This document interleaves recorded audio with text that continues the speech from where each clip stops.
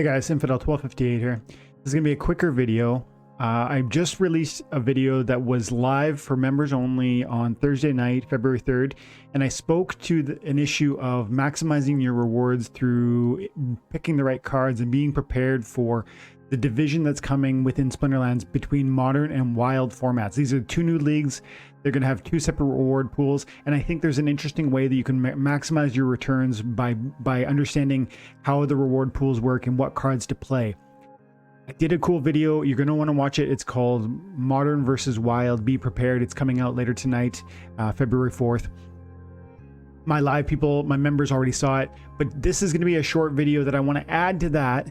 And I'm going to unpack a little bit extra about specifically certain cards that you should be looking at if you want to be maximizing your rewards in the wild format. And I think everyone, new players, old players, need to recognize that there's going to be unique value available to you in the wild format. Even if you're brand new and you think, I don't have any old cards, I don't have any betas, alphas, promos, rewards, I'd rather just stick around in the new league. I think that is going to be the wrong decision.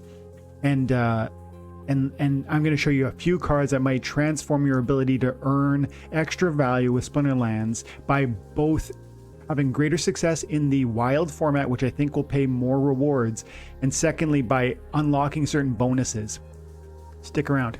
Before we get into that, my name is Dwayne and I go by Infidel 1258, and on the channel we cover Splinterlands all day, every day, because it's changed my life.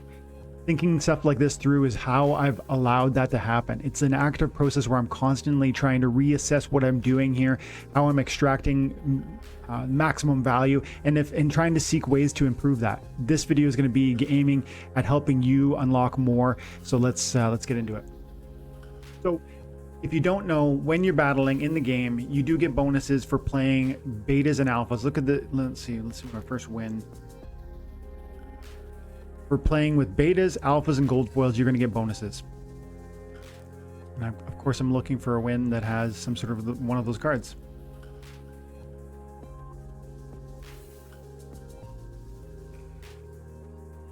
Okay, here we go. No, a loss.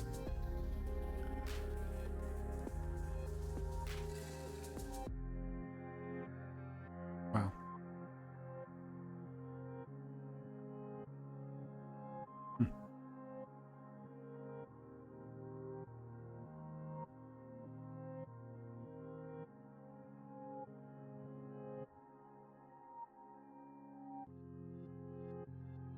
So right here I have a loss.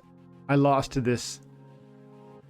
This is a battle that I actually lost. Angst Gegner defeats me quite handily. But the reason I want to show you the video is because he has a certain amount of older cards. This is a beta card. This is a beta card. Beta. These cards are going to offer bonuses to him. These are gold. They're all gold foil. That's going to offer additional bonuses to him. Let's go ahead and skip the battle and watch the rewards. He got 12 DEC for that win, and if you look closely, wow, his capture rate is at 15%. If you look closely, it says win streak 15%, gold foils 70% bonus, alpha promo cards 10% bonus, beta cards 20% bonus, and he has a guild bonus also.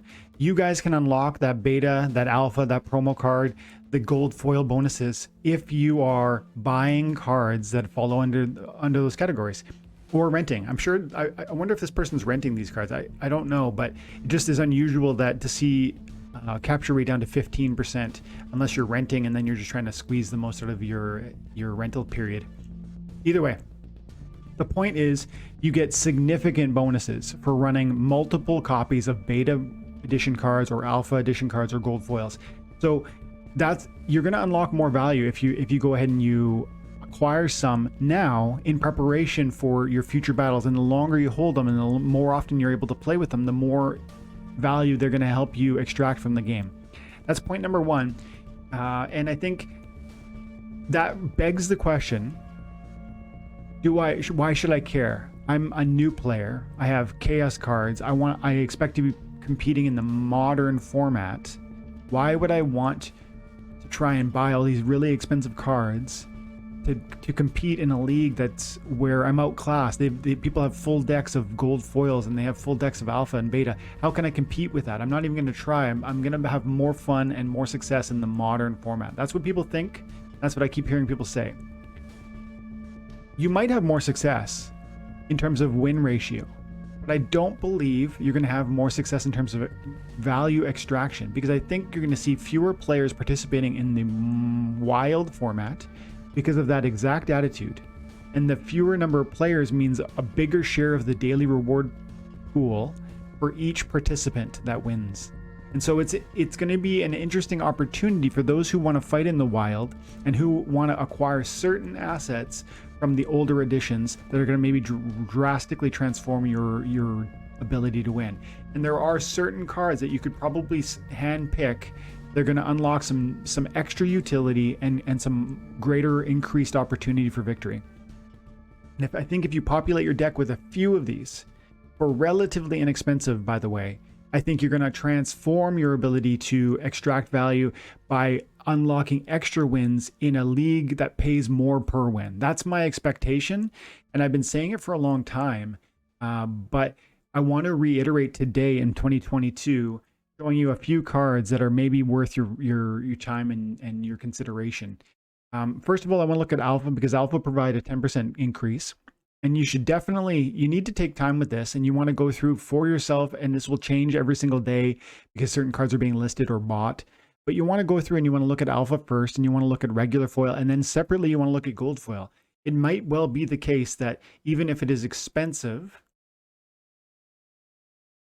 no, I wouldn't pay $350 for a card. So right now there's no gold foil options that I would be willing to entertain, but there's some bids. Like, look at this. The bid is $15. What if you came in and you bid $16? It's probably not going to be sold to you, but you always need to be thinking all of your options through. If you have the winning bid on, say, the Cobalt Miner, which one BCX could be really transforming, an Alpha gold foil, it's not likely that someone's going to take you up on that, but think that through. If you ask a question, it's possible the answer is no.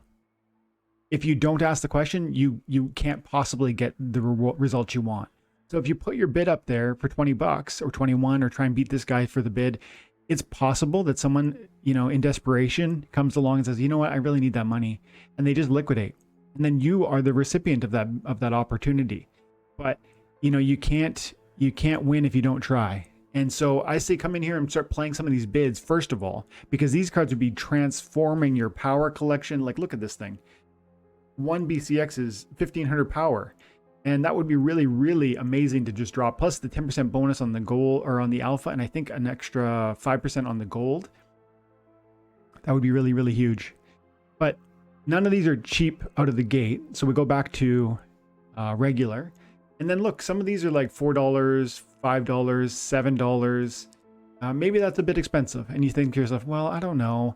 First of all, I maybe I already have a healer for my white team, but this is a situation where you might have an opportunity to have multiple healers, and so that's something you should think about, because I've found that strategy is very effective. Having 2 or even 3 healers is very effective. Plus, the Divine Healer is a particularly special healer, gets magic damage at higher levels, and you'd have to buy 4 copies, which would cost you probably, right there, $27. Maybe that's too much money for you, but this is a card strongly worth your, at least consideration, because of those bonuses, and because it's going to add that extra power that's going to help you win in the wild format, which I strongly believe is going to give you more access to DEC per victory. And so this is one of the ones I want to say to you need to look at. And I want to point out, not just because I think it's a good card, and not just because I think it will increase your opportunity to win in wild, but because I think it's a great price. At $7 per BCX, if you compare it to the beta, you can look at the beta cost of the exact same card and see that the Divine Healer in beta is disproportionately, like, this is expensive. Per BCX, I have to scroll all the way down here to $5.50 to get one BCX, and 1 BCX of the beta version is going to give you fewer percentage bonuses on your win. It's going to give you actually a smaller proportion of the total ability, because You might not know this, but beta common cards required 505 copies to get maxed out, while alpha, let's quickly do this. Fine. While alpha require 379 to get the max level of the exact same card. It has the exact same abilities. It just has a different leveling scheme. And that is important to understand because it means one BCX of an alpha is actually more meaningful than one BCX of beta. And yet the price is 20% more, right? $5. Yeah, roughly 20% more price cost to get one BCX. And you're getting that 5% bonus per victory, which is forever, over the beta. So the alpha provides better per win rewards, and it provides more power. One BCX is worth 30 collection power. One beta worth 15 collection power. So there's that also. And it's proportionally, you know, it's going to require less of them to max it out. Not that you even need to max it out. Really, one is all you need to get that tank heal, which at the lowest level makes this card a very special. Having that at the bronze level makes this a very special card. There is very few tanks or tank healers that are available unless you start accessing cards from the wild format. And so I think this one is very special. Also, the 3 mana cost makes it, you know, it's going to be applicable to a lot of wins. So this would be my first card that I'd strongly recommend you guys look at, especially the alpha right now. But that price is going to vary, and there'll be times where it will be nowhere, you know, the beta will be a lot cheaper compared to the alpha. So explore that for yourself. And I want to look at, let's see, at least one more. I noticed one more earlier. So now I'm just looking at beta, and I'm just looking at regulars. But let's have a peek at gold. So,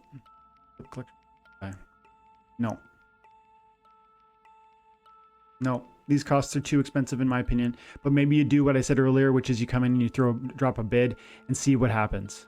That'd be something I might try on the Peaceful Giant, or maybe on the Animated Corpse, which I really like, or again the Divine Healer, even though it is $37. So that's maybe a bit more rich and maybe some of you aren't going to want to do that, but you always got to check, because you don't know if there's going to be a deal drop today, or, you know, there's a real amazing opportunity. So always check. So let's look at regular. Look at how cheap some of these are. I don't love this card. I don't love this card. This card is quite good, and I use it all the time. I use it after the trample. So I use it in like gold level and above. I find it's very, very effective. I love that it has flying. I love that it's got a good speed and it hits pretty hard. Plus the trample is nice. It's a good card, and that's not a bad price. So that would be something I might look at if you use your red team quite a bit. And this could work really well with Tarsa with the extra melee and the extra hit point. So it becomes even more, because those are two of its, you know, if it has weaknesses, those are two of its weaknesses. It does a fair amount of melee damage, but not that one extra from Tarsa would be really nice. And the hit points are a little bit on the low side, so Tarsa again would kind of shore that up for you. Grumpy Dwarf is an interesting one because it's neutral. I don't like this card a lot, but if you're playing in gold or higher, it's maybe worth considering because it's neutral, meaning it can be played with any deck, and that would allow that utility, that bonus, that percentage DEC buff per battle to apply more often. As a neutral asset, you could play with any deck, any splinter, and therefore you could apply that 5% bonus more frequently. This is another example of the same thing where a neutral monster would be really beneficial. The Peaceful Giant is a very effective off tank, and it's a meat shield. You know, at the lowest level, it's got 8 hit points. That's a good amount of hit points, and you can get one of those for $1. I think one of those alone is enough, and that is going to really serve you well in rule sets such as where all the abilities are erased and everybody has just no abilities in the battle. That's one great ability. That's one great rule set where you definitely want to have monsters like this with huge hit points that maybe don't have any really cool special abilities.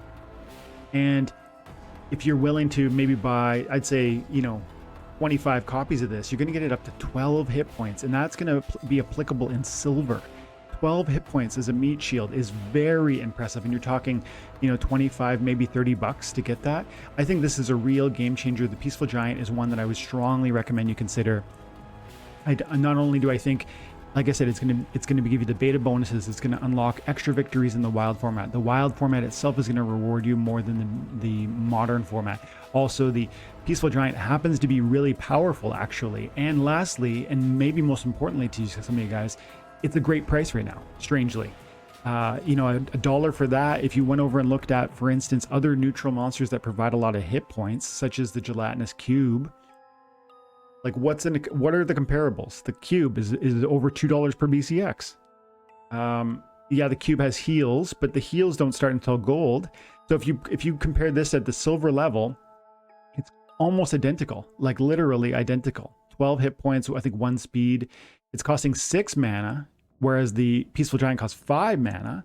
And this is $2 a BCX, as opposed to the $1 I just showed you, the Peaceful Giant. And I actually remember a time, strangely, where the Peaceful Giant was about, you know, $1 or $2 or something like that per BCX, and the gelatinous cube was a penny.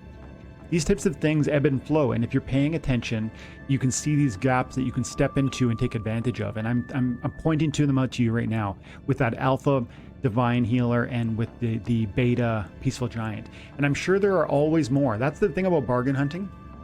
There are always options like that out there. And so, you know, come in here and spend time by yourself exploring the market and you know, trying to find these opportunities. But do not fall into the trap thinking you are a new player, therefore you must and exclusively can only play in what will be the modern format.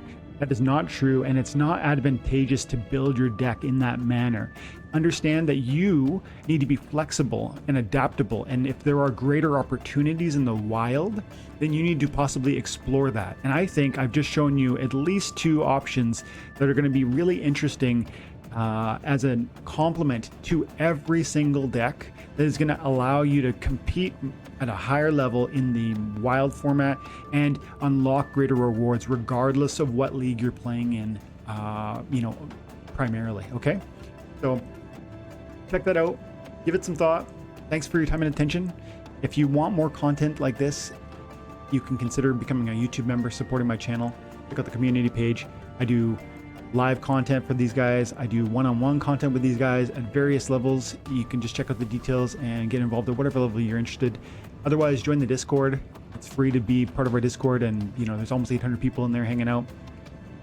Have an amazing day. God bless.